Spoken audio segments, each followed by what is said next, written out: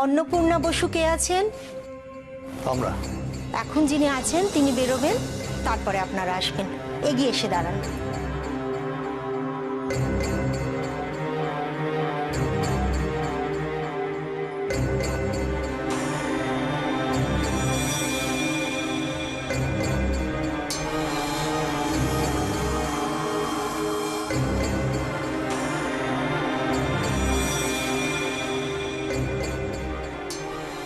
বসুন। Thank you doctor. বলুন, কি নাম? অন্নপূর্ণা, অন্নপূর্ণা বসু। কিন্তু এটা আমার আসল নাম নয়।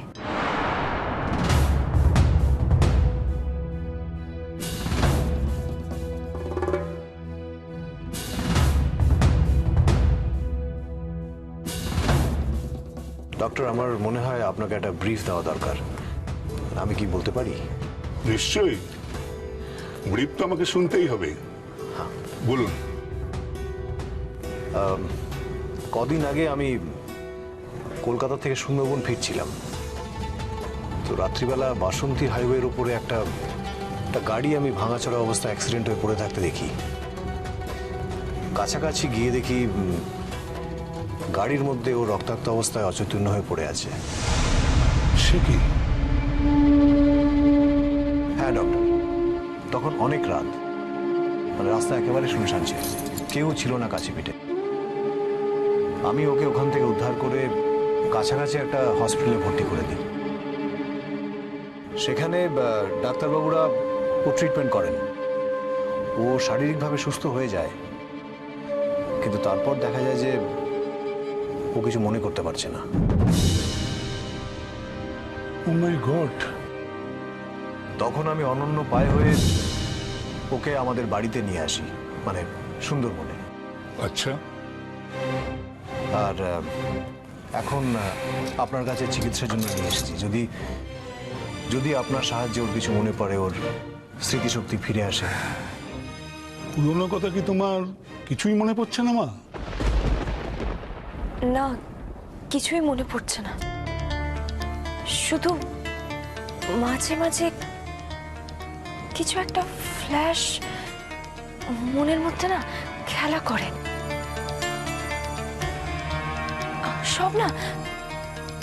সব কেমন অস্পষ্ট, ঠিক মতো কিচ্ছু দেখতে পারি না। কিন্তু যখন আমি সেই ফ্ল্যাশগুলো মনে করার চেষ্টা করি, তখন আমার মাথায় খুব ব্যথা করে, খুব কষ্ট হয় তখন। কিন্তু কিছু মনে করতে পারি না। তুমি ইংরেজি বলতে পারো? ইংলিশ? হ্যাঁ, আই মিন তুমি ইংলিশে কথা বলতে পারো? হ্যাঁ, অবভিয়াসলি সেটা তো পারবোই। ও, তাহলে তুমি নিশ্চয়ই সাহেবদের স্কুলে পড়তে? হ্যাঁ। কোন স্কুল?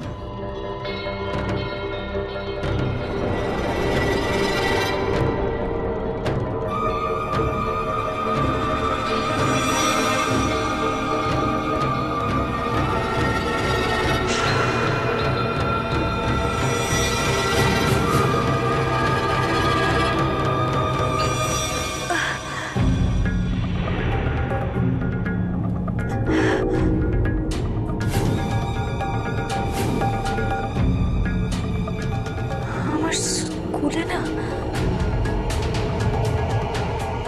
একটা বিশাল মাঠ ছিল, একটা গাছ ছিল। আমরা ওই মাঠে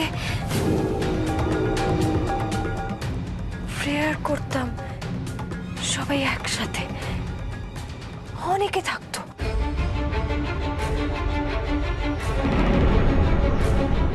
তারপর যখন লেট হয়ে যেত, তখন ওই গাছ, ওই কাছে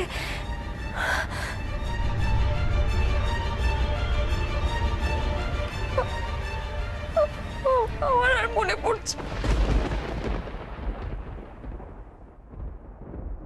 স্কুলের নামটা কি মা? কোন স্কুল? স্কুলে school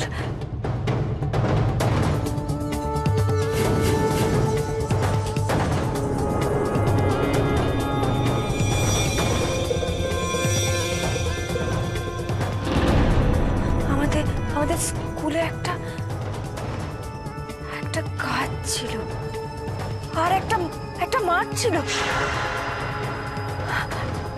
R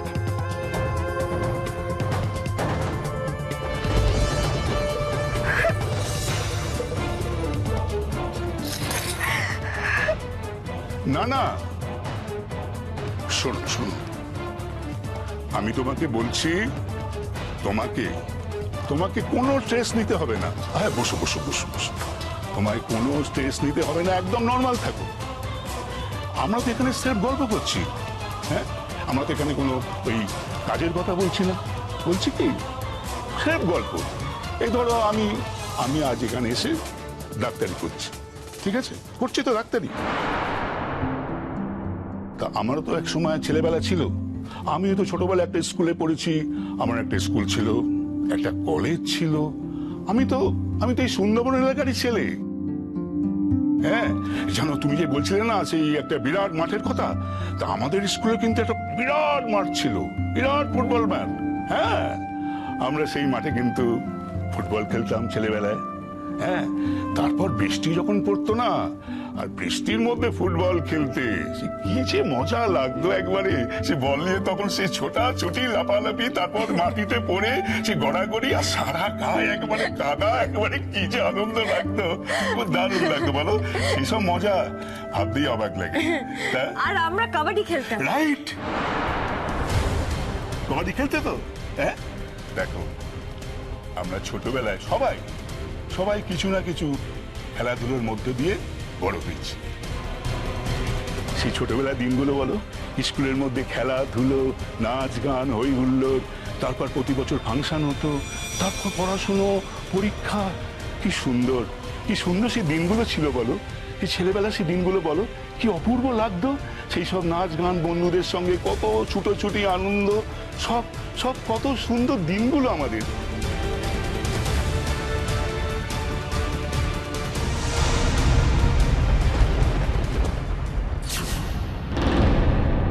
please please believe me uncle, আমি আর কিছু জানি না।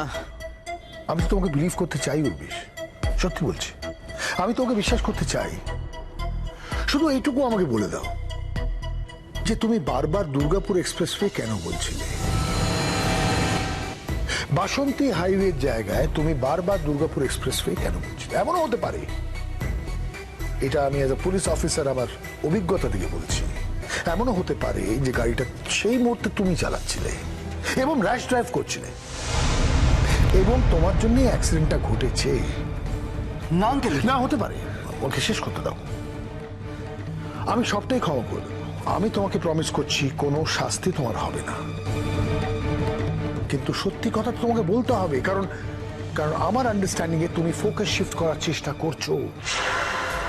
ইয়েস ইয়েস উর্বিশ, সেই ফলে আমি আমার মেয়ের খোঁজ এতগুলো দিনে পাচ্ছি না তোমার ভয়ের জন্যে। হয়তো তোমার ভেস্টেড ইন্টারেস্টে তুমি ব্যাপারটাকে ভয় পাচ্ছিলে বলে, আমাদের ফোকাস শিফট করবে বলে তুমি বারবার দুর্গাপুর এক্সপ্রেসওয়ের কথা বলেছো।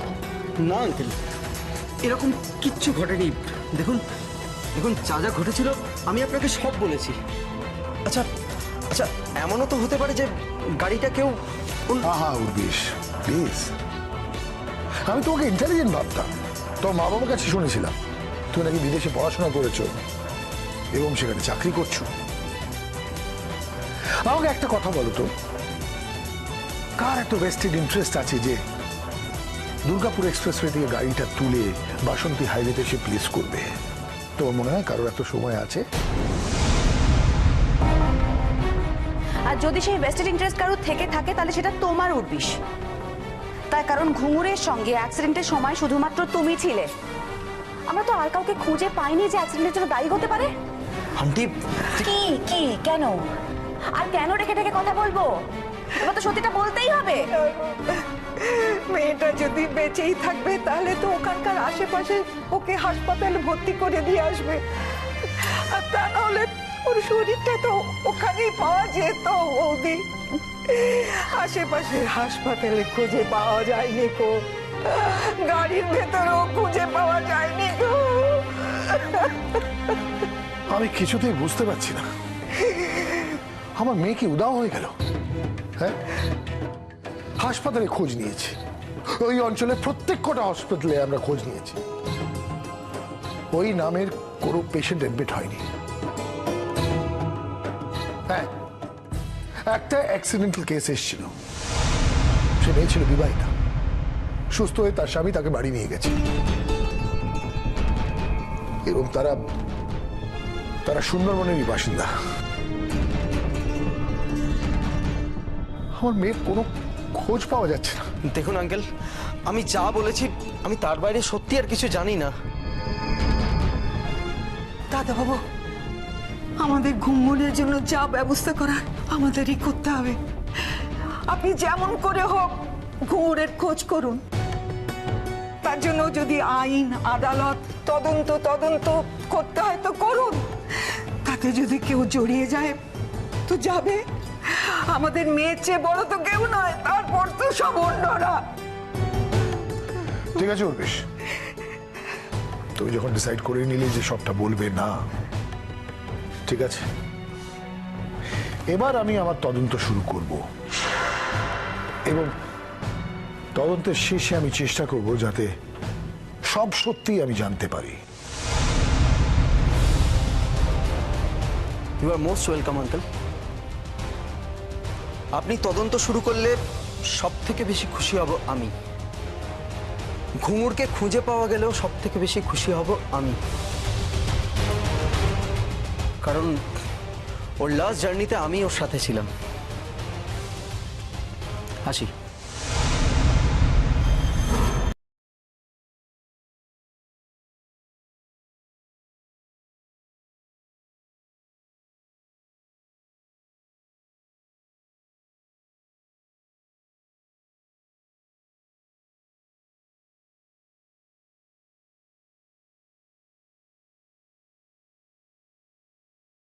স্টিক করে থাকতে হবে। ঘুঙুর যদি সত্যি সত্যি আর বেঁচে না থাকে তাহলে কোনোভাবেই শেষ মুহূর্তে কি হয়েছিল তা কেউ বলতে পারবে না। আচ্ছা, আপনিও তো একটা স্কুলে পড়তেন, তা কোন স্কুলে পড়তেন? আমি ছোটবেলায় কিছুদিন এখানে পড়াশোনা করেছি, আচ্ছা, তারপর আমি বিদেশে চলে যাই। I see.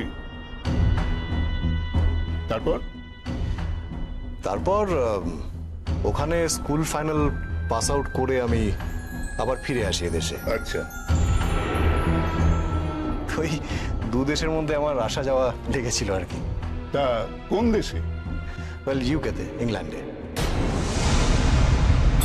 আমার বাবা মা ও দেশেই থাকেন, ও দুজনেই ডক্টর, আচ্ছা মানে ওখানেই ওনারা প্র্যাকটিস করেন। আচ্ছা আচ্ছা। আমি ছোটবেলা থেকে এখানে ওই কাকাদের সাথেই থেকেছি, আমাদের পৈতৃক বাড়িতে। তো বাবা ওখানে সেটেল হওয়ার পর আমাকে নিয়ে যেতে চেয়েছিলেন। আচ্ছা মানে আমি যখন এখানে ছোট ছিলাম তখনই বাবা বিদেশে চলে গেছিলেন। আচ্ছা, কিন্তু তারপর আমাকে উনি নিয়ে গেলেন, কিন্তু এই জায়গা, এই বাড়ির সাথে আমি এমন অষ্টপৃষ্ঠে জড়িয়ে গেছিলাম যে আমি ওখানে মনটা টেকাতে পারিনি। বাহ, তাই বারবার বাবা আমাকে নিয়ে যেতে চেয়েছেন, আমি গিয়েছি, আবার বারবার ফিরেও এসেছি। আচ্ছা আচ্ছা আচ্ছা, ফাইনালি এখন আমি এখানে আছি। বাহ বাহ বাহ, দারুণ। তা দেখা যাচ্ছে আমাদের প্রত্যেকের জীবনে কিছু না কিছু একটা গল্প আছে তো, তবে কিন্তু প্রত্যেকটা গল্পই দেখো কিন্তু আলাদা আলাদা। তোমার কি এমন কোনো গল্প আছে যা তুমি আমাকে শোনাতে চাও? আছে আছে কোনো গল্প? না না না, তোমার জোর করে মনে করতে হবে না, কিচ্ছু মনে করতে হবে না। শোনো শোনো, আমি তোমাকে কতগুলো ওষুধ দিচ্ছি আর ছোট্ট একটা টাস্ক দিচ্ছি। তুমি কি করবে, তুমি যখন 1 সপ্তাহ পরে আমার চেম্বারে আসবে, তুমি যা যা এই গল্পটা মনে করবে, যা যা মনে করবে সব আমাকে শুনিয়ে যাবে, কেমন? ধরো তোমার খুব চেনা গল্প, মানে খুব কাছের গল্প, তোমার কাছের মানুষদের গল্প, তোমার বাড়ির গল্প। আচ্ছা আচ্ছা, মা বলে তোমার কোনো মুখ মনে পড়ে না? মা?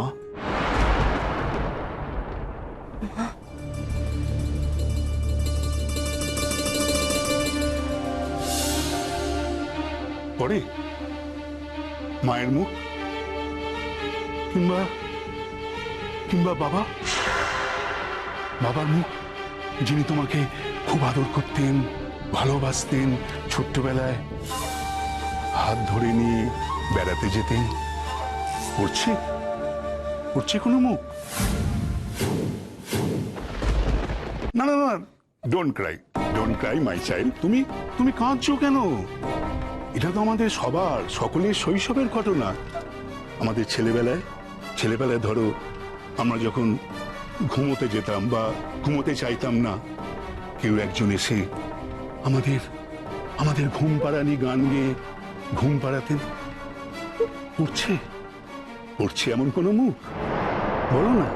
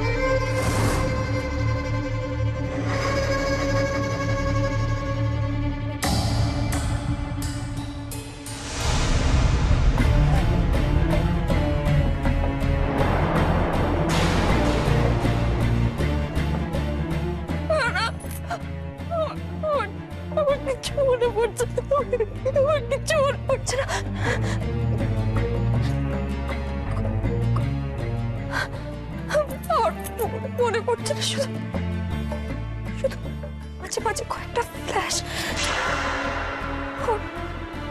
মনের মধ্যে খেলা করে, সব কেমন অস্পষ্ট, কিছু দেখতে পাই না। মনে করার চেষ্টা করি বারবার, কিন্তু কিছু মনে পড়ে না। মনের মধ্যে শুধু ওই ফ্ল্যাশগুলো ভেসে ওঠে, সব অস্পষ্ট। যখন সেই ছবিগুলো মনে করার চেষ্টা করি, তখন খুব মাথা ব্যথা করে, খুব কষ্ট হয়, কিন্তু কিচ্ছু মনে পড়ে না।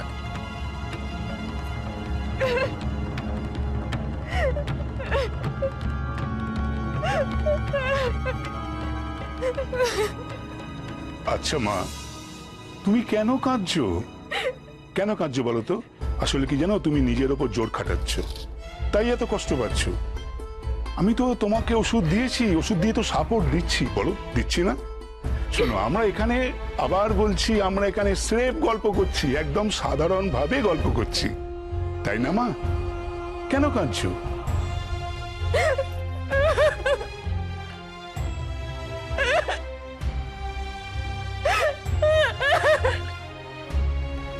তুমি এত কাঁদছো কেন? করে বুঝবেন আমি কেন কাঁদছি?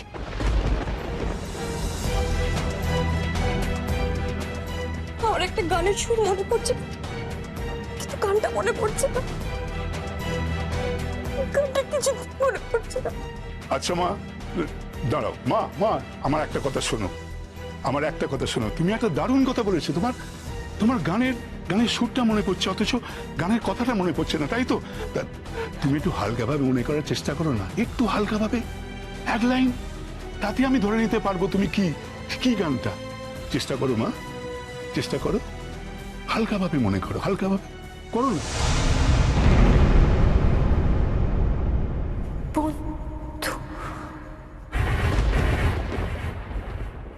সম্প্রতি জেল থেকে একজন 22-23 বছরের অপরাধী পালিয়ে বাইরে বেরিয়েছে। কিন্তু ওর তো একটা অ্যাক্সিডেন্ট হয়েছিল, এখানে তো সেরকম কিছু লেখেনি। ওরে বাবারে, বিদ্যুৎ চমকাচ্ছে, বাজ পড়ছে তো। আমরা খোলা মাঠের উপর দিয়ে যাচ্ছি। কি করবো আমি? খোলা মাঠ থেকে একটা রাজপথ তৈরি করতে পারবো না? এসো তাড়াতাড়ি হেঁটে।